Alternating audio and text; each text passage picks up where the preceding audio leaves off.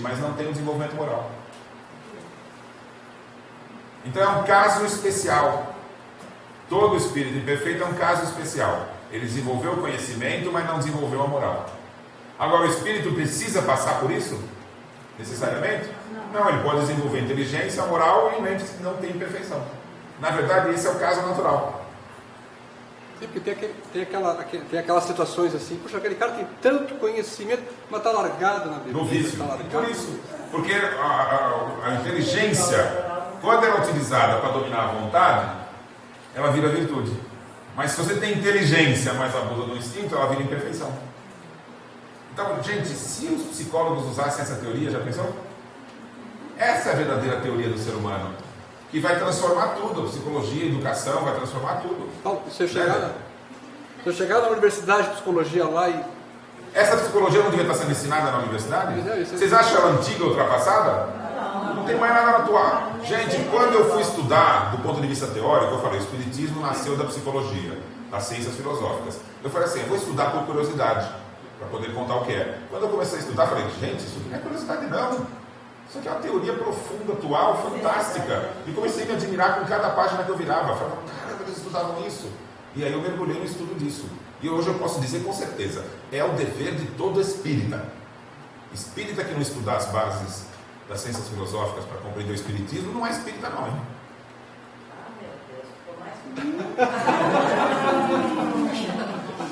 Isso não é uma ameaça. Não se faz nada por castigo. É apenas o apontamento de um caminho. Vamos lá para a teoria moral espírita agora? Estão prontos? Gente, quando eu cheguei cedinho, eu falei, vamos pensar? Vocês falaram, vamos, hein? Então vamos. Está quase no fim, hein? Agora vamos tentar analisar isso frente à psicologia que a gente estudou. Vocês vão ver que Kardec usa cada palavra. Nos seres inferiores da criação, naqueles em que o senso moral não existe, em que a inteligência ainda não substituiu o instinto, a luta só pode ter por objetivo a satisfação de uma necessidade material. Isso aqui é espiritismo ou é psicologia? É psicologia. Ele vai partir da psicologia para depois colocar o ensinamento dos espíritos, entendeu? Então ele não está usando ciência para poder fundamentar o espiritismo? Agora, quem está falando isso? Eu ou foi Kardec que falou? Foi Kardec. Kardec não escondeu nada, ele explicou exatamente o que ele fez. Então ele tirou esse conceito da onde? Da psicologia. Nós não lemos isso lá? Vocês não lembram de ter lido isso? Então ele resumiu aqui numa frase, o que lá está desenvolvido. Ora, uma das necessidades materiais mais imperiosas é a alimentação. Assim eles lutam unicamente para viver, isto é, para conseguir ou defender uma presa, porque não poderiam ser estimulados para um objetivo mais elevado. É nesse primeiro período que a alma se elabora e se ensaia para a vida. Isso é espiritismo ou é psicologia? É tudo psicologia. Ele está resumindo os conceitos da psicologia para poder entrar no ensinamento dos espíritos. Agora ele foi dar muito estudioso. Gente, você não... Isso aqui eu estou lendo a Gênese. Ele estudou durante a vida toda e depois estudou 10 anos o espiritismo para poder escrever com essa clareza. Porque esse livro aqui, vamos já chegar na conclusão, é a aplicação da psicologia na doutrina espírita. E a aplicação da doutrina espírita na psicologia. Então, esse homem fez uma junção extraordinária, porque ele pegou a teoria psicológica do seu tempo e transformou isso numa explicação dada pelo que os espíritos. Olha, então, juntando com o que os espíritos explicaram, olha como tudo isso se fecha. Então, o que ele está fazendo aqui? Qual a justificativa que estes homens tinham para dizer que o que eles ensinavam era certo, e não o materialismo ou a igreja? O que eles tinham para dizer que eles estão certos? Nada. Porque a igreja dizia, nós temos o livro sagrado, não dizia? Eles tinham o livro sagrado? Não. O materialista dizia, não, eu estou me fundamentando na fisiologia. E eles se fundamentavam no quê? Em nada, era apenas uma intuição que iluminou o século XIX. Agora, o que é que os espíritos foram dar? Sanção à teoria da psicologia. Ela está certa, e nós explicamos porque a gente tem aqui a referência da vida da alma após a morte, que explica tudo o que vocês estão dizendo. Percebeu qual foi a função do espiritismo? Por isso que Kardec fala, o espiritismo é o complemento do espiritualismo racional. Está caindo um monte de ficha aí? Não, está caindo, está caindo. Está caindo, mais ficha que cabelo, né? Não, o cabelo já cai faz tempo.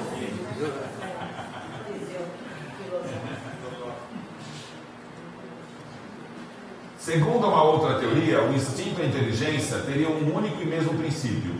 Atingindo um certo grau de desenvolvimento, esse princípio, que inicialmente tivera apenas as qualidades do instinto, sofreria uma transformação que lhe daria a da inteligência livre. Uma palavra, ele receberia o que se convencionou chamar de centelha divina. Essa hipótese não sanciona o que aquele cara disse, que o espiritismo, na verdade, servia de base para a queda? Dá a base, não dá? Então o que eles fizeram? Eles pegaram esse trecho e disseram o seguinte: até um grau de desenvolvimento que apenas tem as qualidades de instinto, não é a vida na Terra, mineral, vegetal, animal, sofre então uma transformação que dá a inteligência livre, recebe o que se chama centelha divina. Então peraí, isso aqui não seria Deus dando livre-arbítrio, a razão e mandando para os mundos fluídicos? Então isso aqui não justifica, pelo menos dá espaço para que seja verdadeira a tese de Mustang? E agora? Estamos no enrosco, não estamos? Como é que sai dessa? Diz aí, Vinícius. Diz aí, Beto. Não tem como sair? Eu faço o que aqui então? Fiquei falando o dia inteiro, agora não tem saída? Vai, Débora, ajuda aí. Não tem saída também? Tem saída pelo fundo, não? Você sai correndo? Não. Agora, gente. Estudando-se todas as paixões e mesmo todos os vícios, o que são vícios? O hábito da paixão patológica. Vê-se que eles têm origem no instinto de conservação. Lembra da teoria da psicologia? Então ele está se mantendo na teoria psicológica. Esse instinto se encontra em toda a sua força nos animais e nos seres primitivos, que mais se aproximam da animalidade. Ali ele domina sozinho, porque neles não há ainda, para o seu equilíbrio, o senso moral. O ser ainda não nasceu para a vida intelectual, que é a base. Tudo psicologia, gente, até agora. À medida que a inteligência se desenvolve, o instinto, ao contrário, se enfraquece, porque a inteligência domina a matéria. Não está na psicologia ainda? Então cadê o espiritismo?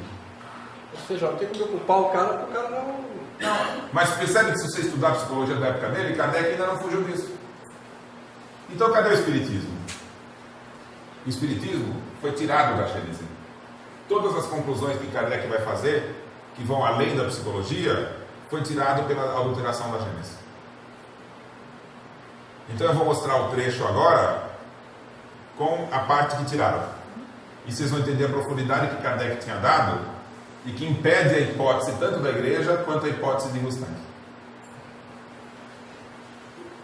Segundo uma teoria, lembra que a gente leu? O instinto e a inteligência têm um único e mesmo princípio. Atingido um certo grau de desenvolvimento, esse princípio que inicialmente tiver apenas as qualidades do instinto, sofreria uma transformação e lhes daria de inteligência livre, não é? Aí ele continuava. Em uma palavra, ele receberia o que se convencionou chamar de centelha divina. E não para. Essa transformação não seria súbita, mas gradual, de tal maneira que durante um certo período, ele estaria mesclado das duas aptidões, a primeira diminuindo à medida que a segunda aumentasse. É possível o Mustang nessa explicação que ele deu agora? Não, é o oposto do que o Mustang propôs. Então por que tiraram esse trecho? Para deixar a hipótese de Mustang possível e a gente não saber o que é que Kardec ensinou. Mas foi mais, tiraram esse trecho também. Quando ele alcança o grau de maturidade necessária para a sua transformação, recebe de Deus duas novas faculdades, o livre-arbítrio e o senso moral. Em uma palavra, a sentença divina, a centelha divina. Até aqui não bate, né? Agora veja o que mais. Que dão um novo rumo aos seus pensamentos, dotando-a de novas aptidões e novas percepções. Porém, as novas faculdades morais com que foi dotada só se desenvolvem gradualmente porque nada é brusco na natureza. Então, o livre-arbítrio e senso moral, eles são faculdades que têm a mesma procedimento do desenvolvimento racional. O desenvolvimento racional é brusco? É brusco o racional? O indivíduo aprende do nada assim? Não tem que ter um investimento, um desenvolvimento? Então todas as faculdades têm essa mesma característica. Você não adquire senso moral nem livre-arbítrio do nada. Então está aqui dizendo, Deus te deu livre-arbítrio, não deu? Ele deu em potencial.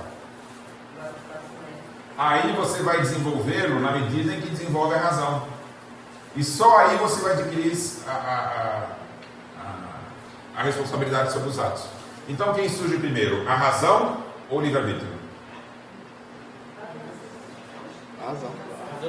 A razão? Tem certeza? Sim. Não tem certeza? Sim. Kardec tinha que ter escrito alguma coisa sobre isso, não tinha? Sim. Tinha, ele escreveu. Só que cortaram. Só que cortaram no livro. Então veja. Lembra aquele trecho anterior? Estudantes de todas as paixões, mesmos vícios. Lembra disso? Sim. À medida que a inteligência se desenvolve, o instinto ao contrário se enfraquece porque a inteligência domina a matéria. Continua Kardec, na sua versão original. Com a inteligência que raciocina, nasce o livre-arbítrio, que o homem usa a seu bel prazer. Para ele, somente então começa a responsabilidade dos seus atos. Pronto, não é nem cristianismo e não é nem onde parou a psicologia. Aqui é espiritismo. Uma inovação, gente, inigualável. Porque o que ele está dizendo aqui? Olha só, num trecho pequeno. Com a inteligência que raciocina, nasce o livre-arbítrio. Então, quando surge o livre-arbítrio? Depois do desenvolvimento racional, que tem que ser pelo próprio indivíduo, autônomo. Que o homem usa seu bel prazer. Para ele, somente então começa a responsabilidade dos atos. Então, a responsabilidade dos atos começa na primeira vida humana? Não, ok. Começa quando? Ele começa A partir da primeira vida humana, ele vai desenvolver o quê? A razão, a inteligência, não vai? E aí ele já tem o livre-arbítrio? Não, ele ainda vai conquistar. E só quando ele conquistou é que começa a responsabilidade dos atos. Então, tem responsabilidade moral o espírito simples e ignorante? Não. Quando começa? Quanto tempo depois? Mais 1000 anos.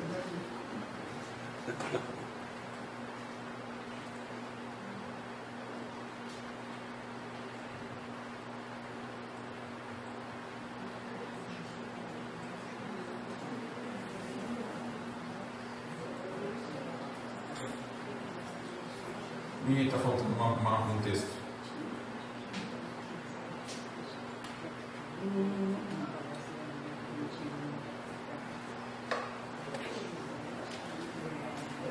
Ó. Com a inteligência que raciocina, nasce o livre-arbítrio, que o homem usa a seu bel prazer, só aí que começa a responsabilidade dos seus atos. Então veja, o mal é relativo. E a responsabilidade é proporcional ao grau de adiantamento.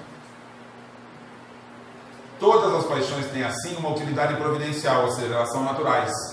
Se assim não fosse, Deus teria feito coisas inúteis e nocivas. É o abuso da paixão natural que constitui o mal. E o homem abusa em virtude do seu livre-arbítrio. Mais tarde, esclarecido pelo seu próprio interesse, escolhe livremente entre o bem e o mal.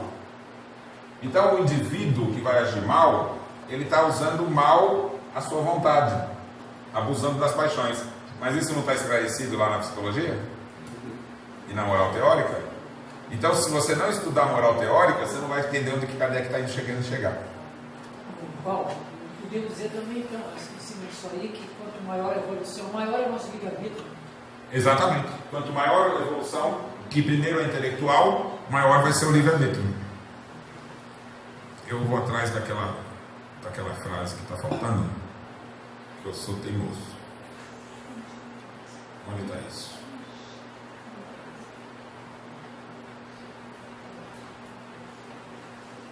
Isso aqui, olha, gente, é a Gênese nova lá. Essa aqui é a Gênese nova, olha, está todinha com os trechos que foram tirados e com notas explicativas para você entender as referências de Kardec naquela época. Esse aqui é o preparo que nós estamos fazendo para dia 26.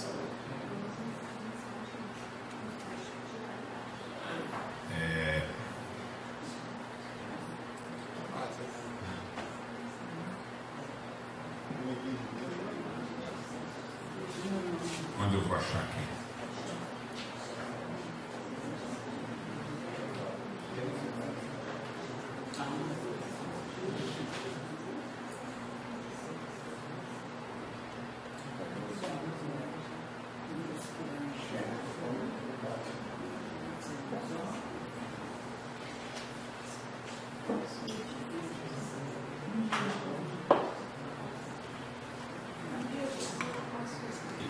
A gente não terminou, a gente só começou. Percebe?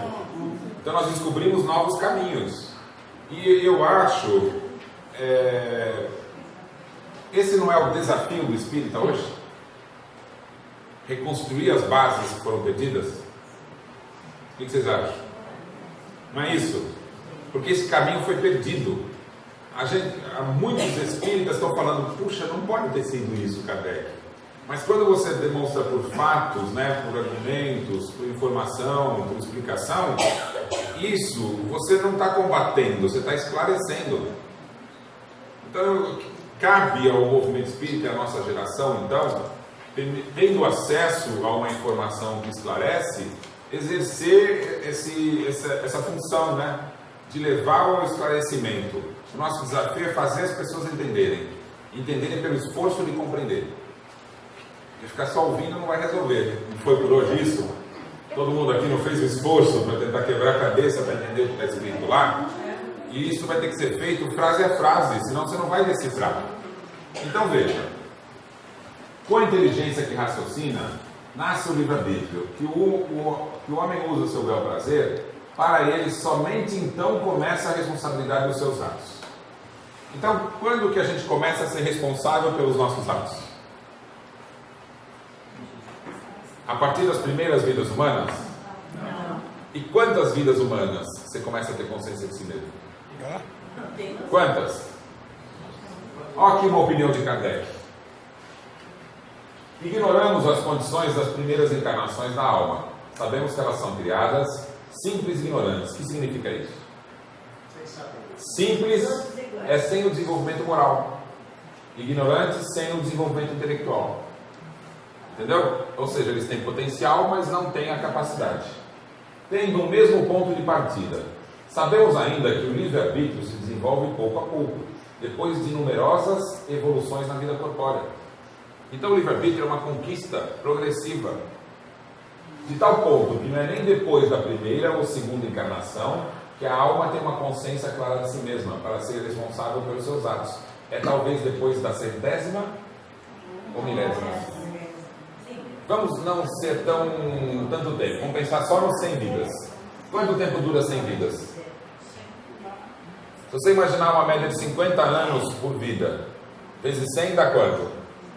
5.000 anos. Aí você tem que intercalar com um período no mundo espiritual, não é isso? Então seria de 500 a 1000 anos. Não. 5.000 anos a 10.000 anos. Para o espírito ao conquistar o livre-arbítrio. Isso não cai por terra todas as teorias de karma, causa e efeito, queda, a vida como castigo, não cai tudo isso por terra? Faz uma revisão de tudo que te ensinaram. Não fala assim, você sofre nesta vida em função do erro que cometeu no anterior, não é isso que se fala? Então, as vivências de sofrimento teriam como causa erros cometidos no passado. Então a relação seria essa. Bom, se o espírito leva de 5.000 a 10.000 anos para desenvolver-se e ter consciência de si mesmo, nesse período ele tem responsabilidade dos seus atos? Não. Então os erros que ele cometeu numa vida vão causar sofrimento na outra? Vão ou não vão? Não lembro por quê. Absolutamente não, concorda? Porque você estaria dando uma responsabilidade moral que ele não tem. Então a relação de causa e efeito é ilusão, é falsa. Causa e efeito, ação e reação e karma é tudo uma relação falsa. Como que ela foi criada? O indivíduo olha para a vida dele, se vê sofrendo. Ele não acha que a causa foi nele, então eu ponho a causa num castigo, que é exterior. O que eu fiz errado na vida passada, Deus está me castigando. Aí a pessoa fala assim, não, mas é por virtude de uma lei natural. Quem criou a lei natural? Então Deus criou uma lei punitiva. Se é punitivo, não é heterônomo? E a moral espírita é heterônoma ou autônoma? É autônoma, então o raciocínio está equivocado. Então você não consegue explicar em 2 minutos para o indivíduo que não existe karma, que é falsa ideia, causa e efeito e tal. Você tem que explicar toda a teoria moral. Por isso que o espiritismo é uma ciência de raciocínio. O indivíduo vai ter que entender o que a gente estudou e mais ainda, para depois você conseguir compreender que essa relação não existe. Mas ainda não explicou por que a gente passa por situações de sofrimento. Explicou? Então a igreja não fala que o sofrimento da vida é um castigo pela queda? Ou pelo erro da vida passada? Não é essa relação? Vamos entender como é que o Espiritismo explica isso e demonstra que isso está equivocado? Também é baseado na psicologia. Mas eu não vou mais agora pegar os livros de psicologia, porque senão vai ficar muito extenso. Eu vou usar direto os livros de Kardec. Mas saibam que todos os conceitos espíritas na relação da moral e da psicologia, você tem que estudar a psicologia moral para ver o extenso. E aí você vai ver em Kardec só a explicação mais diminuta. Então, porque na doutrina não existe textualmente algo que fale da causa e efeito. Não tem lugar nenhum. Não. O que tem é espíritos que falam isso. Eu estou sofrendo pelo que eu fiz na vida anterior. Entendeu? Mas essa relação é uma condição de vivência dele, é uma ilusão que ele está vivendo. Porque senão a pessoa diz, mas eu vou no meu trabalho mediúnico e o espírito fala.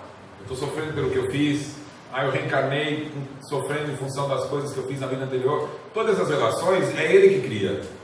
Mas ele está olhando, a mesma coisa é o seguinte, aqui no mundo não se achava que a Terra estava parada no centro do universo e o Sol girava em volta? Sim. Aí quando você olha para o Sol, não parece que é verdade? Você não vê o Sol passando assim? E ele vai na beiradinha?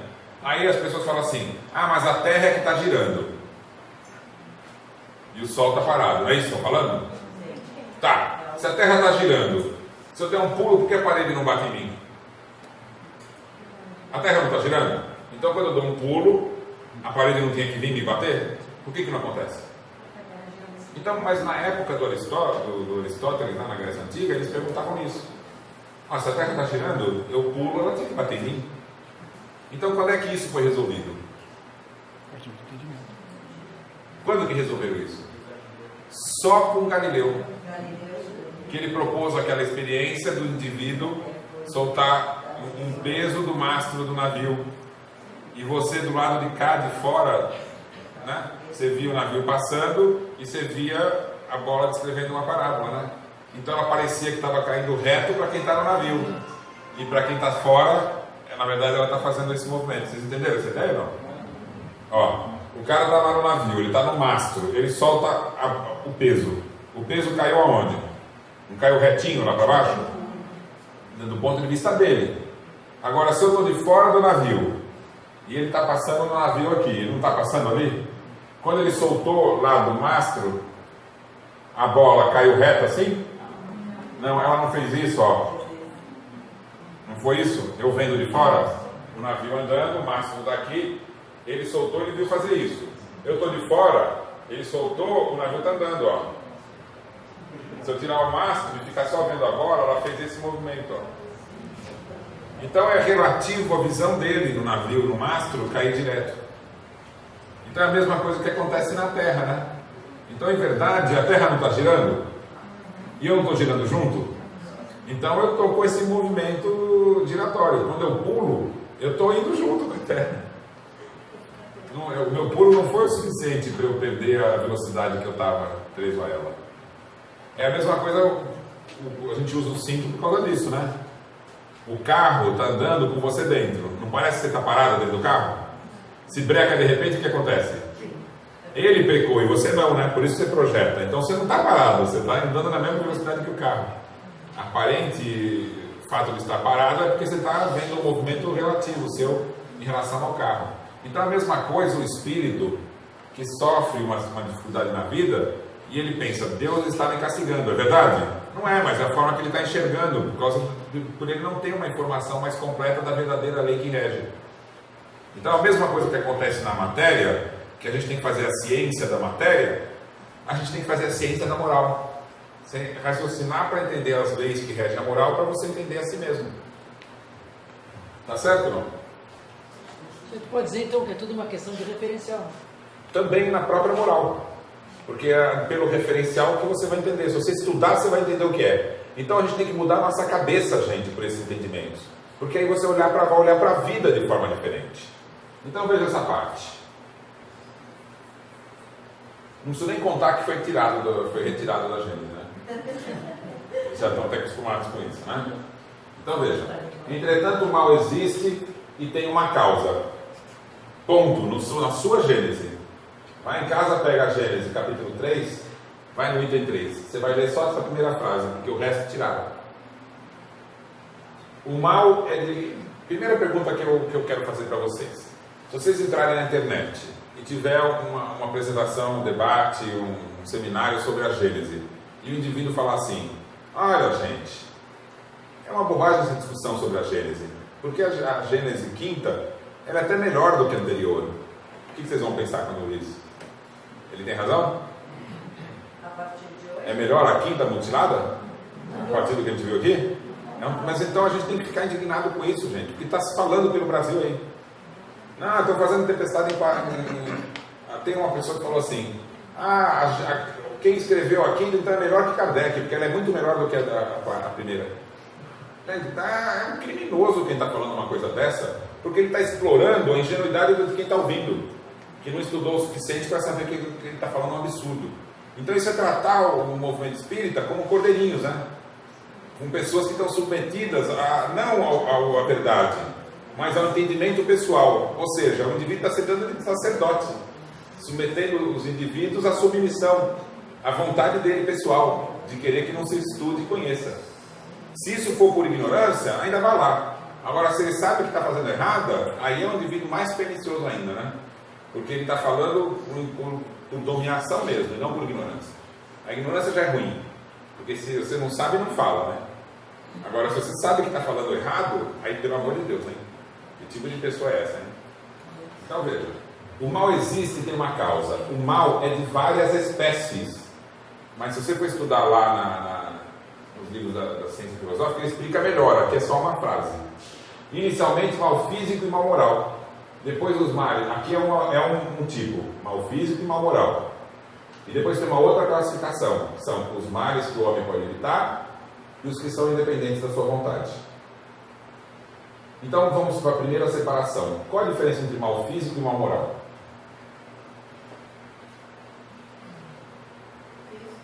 Nunca pararam para pensar nisso? Então, por favor, eu preciso de 3 voluntários aqui. Você? O senhor pode vir aqui com a gente? Tomou café, comeu doce? Sim. Fica aqui, ó. Eu preciso de um espírito simples e ignorante, um espírito mau e um espírito evoluído. O senhor tem cara de espírito evoluído.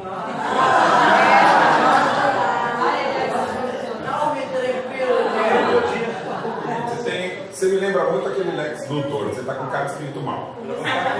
Você vai ficar de simples e ignorante, tá? Simples e ignorante. Evoluído. Não, onde é que está? O bom vem para cá. Vem o simples e ignorante no meio e o mal está ali. Mal, você não é de luz, vem mais para cá, viu? Você não é de luz.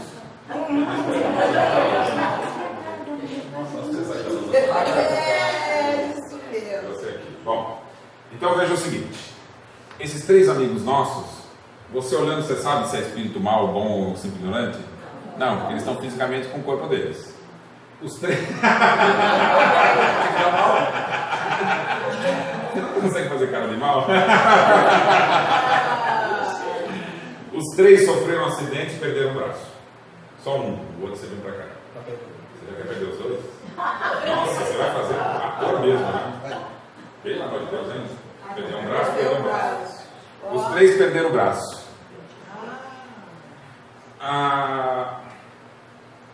Qual dos 3 está com sofrimento físico?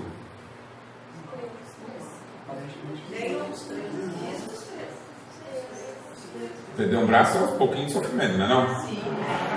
Então os 3 não passaram por sofrimento físico? Os 3. Então o sofrimento físico depende da condição moral? Não, nada a ver.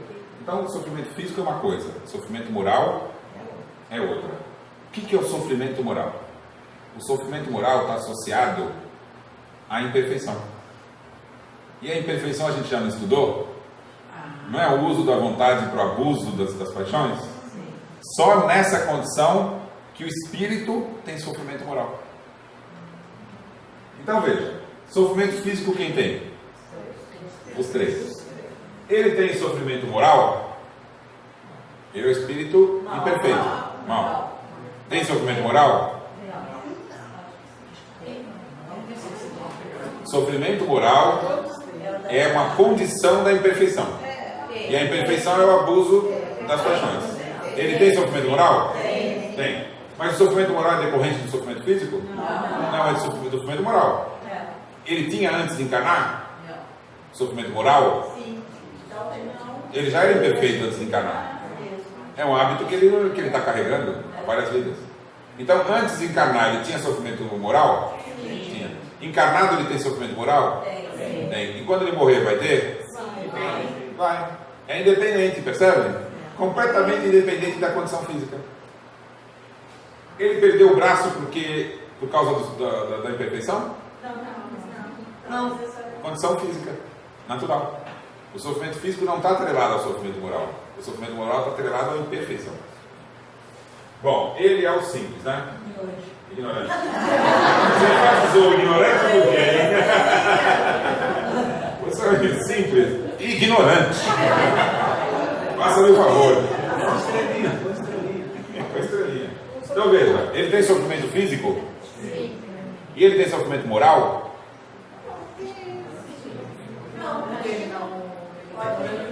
Ele não é simples ignorante? Quanto tempo leva para ele ter responsabilidade nos seus atos? Ó, nenhum, nem dois. Onde é que está isso? É talvez depois da 100ª milésima vida. Depois de 100 mil vidas, ele adquire imperfeição? Não. Ele vai adquirir a capacidade de controle sobre a sua vontade. E naturalmente ele vai se desenvolver. Imperfeição é uma exceção. Então ele é simples e não necessariamente vai ter sofrimento moral. Porque o sofrimento moral é só para quem desenvolveu a imperfeição. Todos desenvolvem imperfeição. Imperfeição que vira um hábito, um vício, uma coisa. Não são todos. Então ele não necessariamente vai passar pelo sofrimento moral. A não ser momentaneamente. Vocês lembram? Momentaneamente, num momento crítico, de uma atitude que dá uma crise de consciência nele, que às vezes faz até com que ele nunca mais repita. Percebe? Agora, o cara que desenvolve a imperfeição, ele virou hábito já. Aí ele fica meio prisioneiro desses hábitos equivocados, né? Pelo amor de Deus, né? Bom, ele tem sofrimento físico? Sim, tem. Por que não? E tem sofrimento moral? Não. Nenhum. Agora me diz o seguinte: como ele vai encarar